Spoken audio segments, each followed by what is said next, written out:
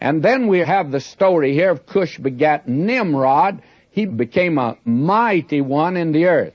And mighty, actually, what this man wanted, he wanted to become, if you please, the ruler of a great world empire. That's exactly what the man was interested in. He wanted to become a great world ruler. And we find that he attempted to do it. We are told here he was a mighty hunter before the Lord. Wherefore it said, even as Nimrod, the mighty hunter before the Lord. And he's not a wild game hunter. Sometimes they give a boy a little air gun, he goes out and shoots a sparrow, and when he comes in, why, they say, my, look, he's a little Nimrod. He hit a sparrow. But actually, Nimrod wasn't shooting sparrows or hunting wild game in Africa. He was a hunter of men's souls. That's the thought here. Wherefore it said, even as Nimrod, the mighty hunter before the Lord. And the beginning of his kingdom was Babel and Erech and Akkad and Calneh in the land of Shinar, those great cities that were there. He's the founder of them. Now, he has quite a story that you pick up in secular history. Hislop, in his book, The Two Babylons, gives the background, which I'm not going to enter into today at all, but it's a very fascinating story of how Nimrod actually is responsible, I think, for the Tower of Babel, for he attempted to bring together the human race after the flood in an effort to get them united in a race or in a nation where he could become a great world ruler. He was the founder of Babel. He's a rebel, hunter of the souls of man. He's the lawless one, and he's a shadow and a type of the last world ruler, Antichrist, who's to come. And this is the man that is before us here. I don't care to enter into more detail concerning him. The first great civilization came, therefore, out from the sons of Ham.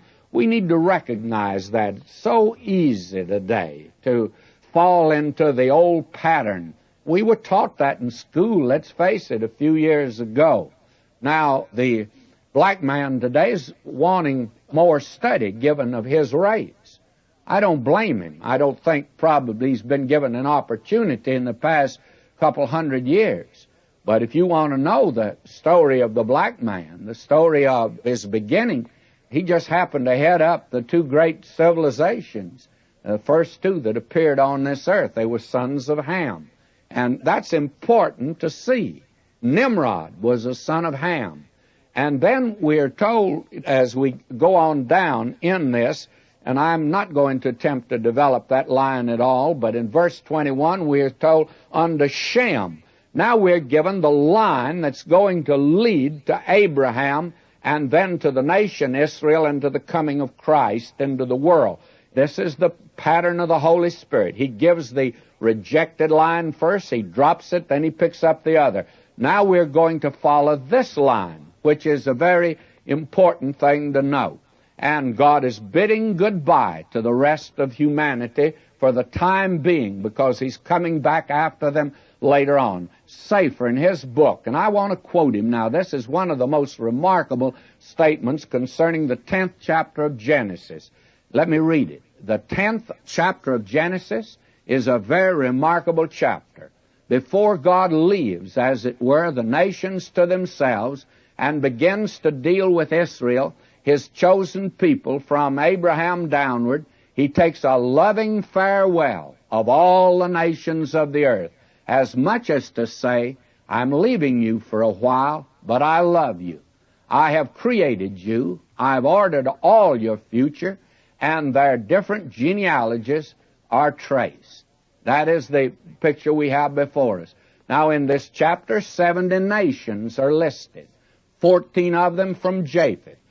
30 of them came from Ham. Don't forget that.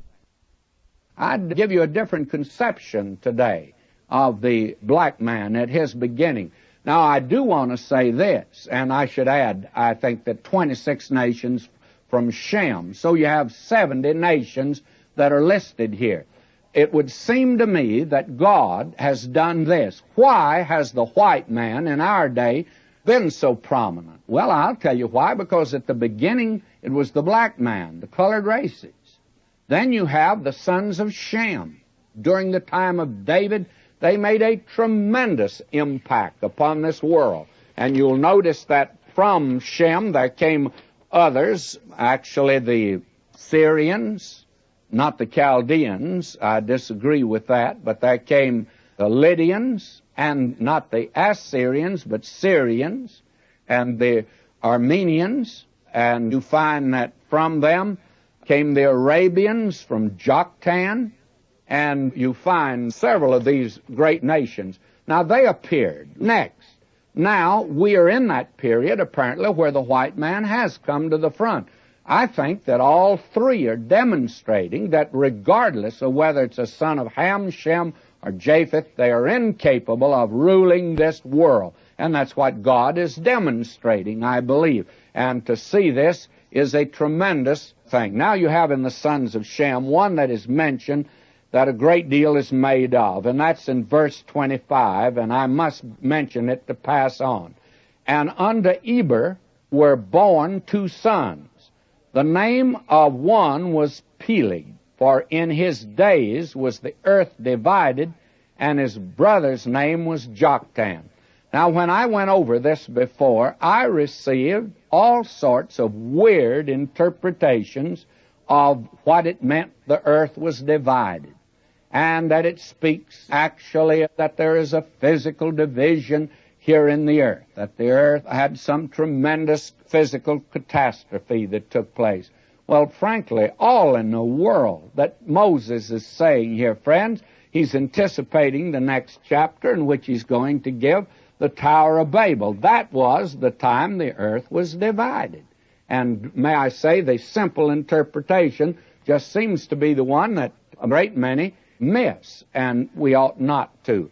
Now I drop down to pick up the last verse, verse 32 of this chapter. These are the families of the sons of Noah, after their generations, in their nations, and by these were the nations divided in the earth after the flood. And I want to submit to you that this is one of the great chapters of the Bible, and yet we spent less time with it than any other. But you can see what a rich study this would make for anyone who really wanted to take not a biased, but a fair appraisal of the human family. This has been a very remarkable chapter, and a great many have used it.